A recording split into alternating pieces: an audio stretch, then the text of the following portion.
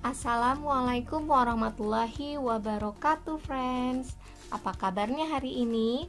Mudah-mudahan kita semua masih tetap semangat dan dalam lindungan Allah Subhanahu wa Ta'ala. Amin. Nah, teman-teman, kita mulai belajar hari ini yuk dengan membaca basmalah terlebih dahulu. Bismillahirrahmanirrahim. Oke, teman-teman. Siapa di antara kalian yang senang membaca dan dibacakan sebuah cerita? Ya, kita semua pasti senang membaca dan dibacakan sebuah cerita. Di sini, Miss mempunyai gambar tampak seorang anak yang bernama Riko. Dia sedang seru dan asik menyimak cerita yang dibacakan oleh mamanya sebelum tidur. Nah, kira-kira mamanya Riko bercerita tentang apa ya, friends? Riko akan mendengarkan cerita yang diambil dari channel YouTube Dongeng Kita. Yuk, kita simak sama-sama ceritanya. Asal mula kota Surabaya. Dahulu kala, di sebelah utara Jawa Timur, hiduplah seekor buaya raksasa yang ganas dan menyeramkan. Dia adalah penguasa sungai dan menjadi pemangsa yang sangat ditakuti oleh semua binatang di hutan sepanjang tepian sungai. Nama buaya itu adalah Baya.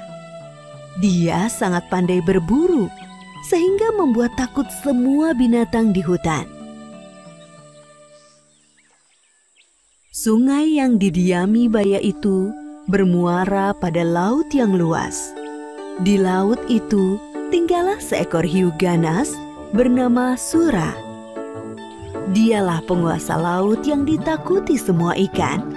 Akan tetapi, Sura merasa bosan hanya makan ikan setiap hari.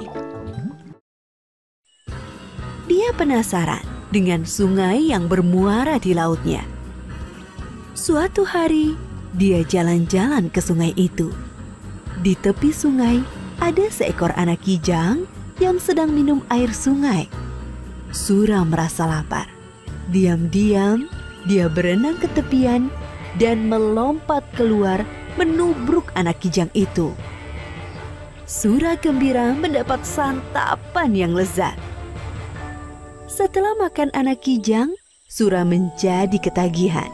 Keesokan harinya, ia berburu kembali di sungai itu dan mendapat banyak santapan. Semakin hari, Baya menjadi curiga karena semakin hari dia semakin kesulitan mencari mangsa. Dia pun menyelidiki sebabnya. Saat melihat Sura menangkap seekor anak monyet berenang di sungai, Baya marah. Baya menjadi marah. Hai Sura, apa yang kau lakukan di sini? Ini daerah kekuasaanku. Beraninya kamu merebut jatah makanku. Sura tidak takut kepada Baya. Dia pun malah menantang Baya. Hei, terserah aku mau mencari makan di mana. Ini kan bukan daerah kekuasaanmu, jadi semua binatang bebas mencari makanan di sini. Akhirnya, perkelahian pun tak dapat dicegah. Keduanya saling bertarung. Karena sama-sama kuat, pertarungan itu pun sangat lama. Berhari-hari lamanya, semua binatang di hutan terganggu dengan perkelahian itu. Mereka tidak bisa tidur dan tak tenang. Akhirnya, kedua binatang buas itu pun kelelahan.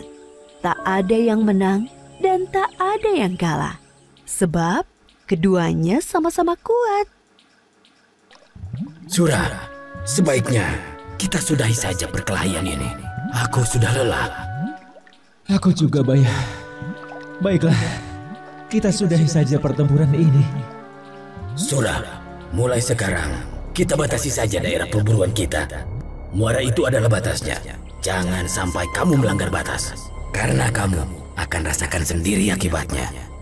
Baiklah, Baya. Aku terima perjanjian ini.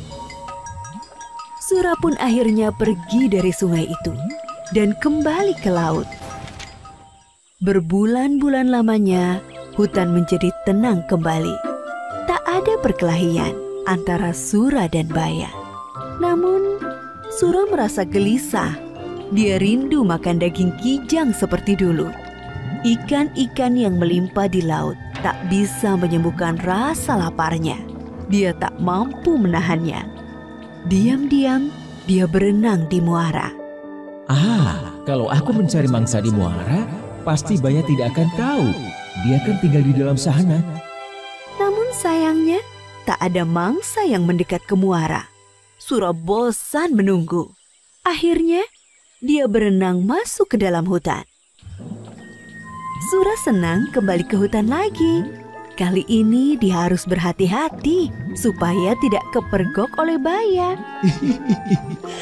Aku akan menangkap mangsa dan segera kubawa ke laut agar Baya tidak sempat melihatku. Rencana itu berhasil.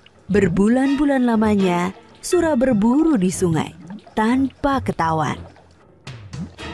Lama-lama, Baya menjadi curiga. Sebab lagi-lagi mangsanya berkurang. Meski dia tak melihat Sura di sungai ini, tapi dia yakin ini adalah ulah Sura.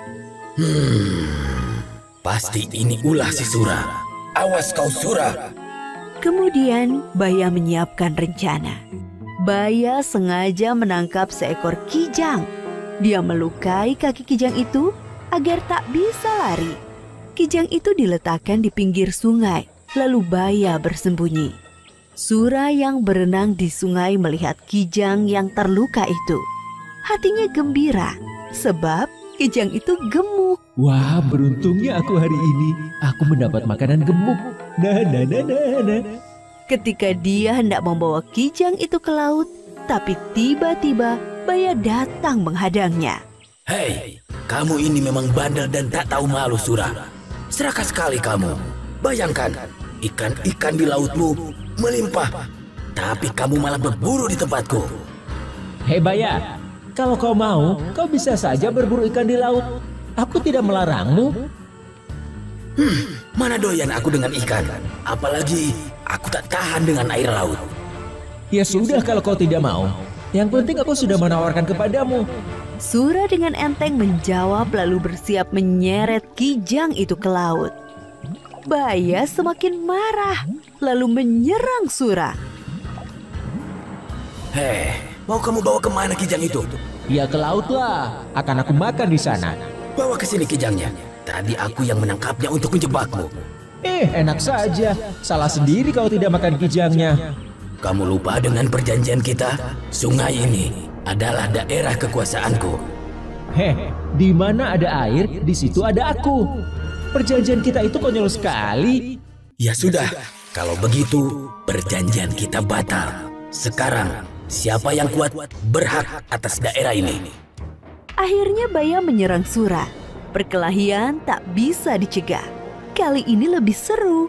Tak ada yang berani mendekat daerah perkelahian itu.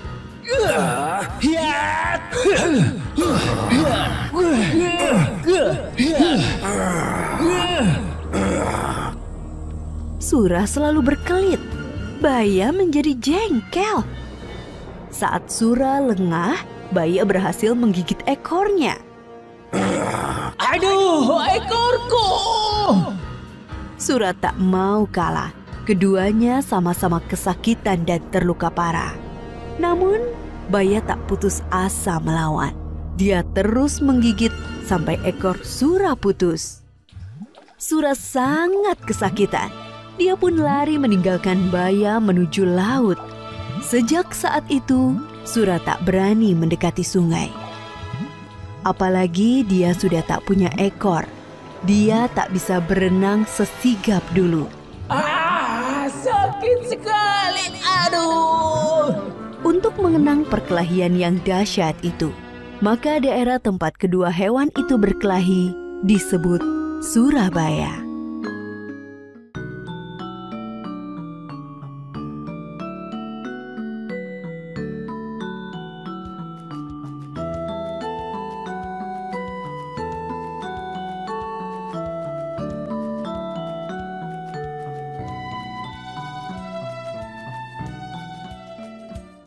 Wah, seru ya teman-teman, kisah awal mula kota Surabaya.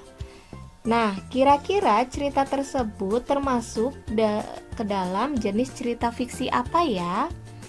Untuk lebih tahu jelasnya, yuk kita ulas jenis-jenis cerita fiksi.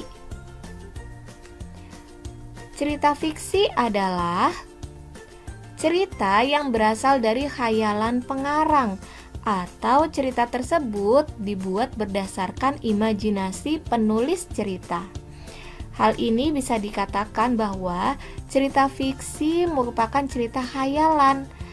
Bisa dipertanyakan atau masih dipertanyakan kebenarannya.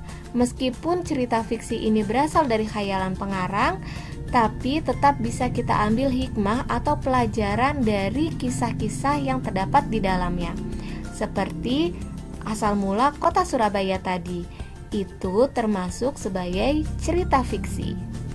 Nah, sekarang kita pelajari yuk jenis-jenis cerita fiksi. Jenis yang pertama kita sebut sebagai legenda. Legenda adalah cerita yang berisi tentang asal-usul terjadinya suatu tempat. Ya, seperti yang tadi dibacakan oleh Mama Riko, itu contoh dari legenda. Contoh lainnya misalkan cerita Tangkuban Perahu. Nah, selain legenda, teman-teman pasti pernah membaca cerita yang tokoh pelakunya berupa binatang yang berperilaku seperti manusia. Dia bisa ngomong, dia bisa bercerita. Nah, itu disebut sebagai jenis cerita fiksi berupa fabel. Contoh lainnya misalkan ada cerita Si Kancil.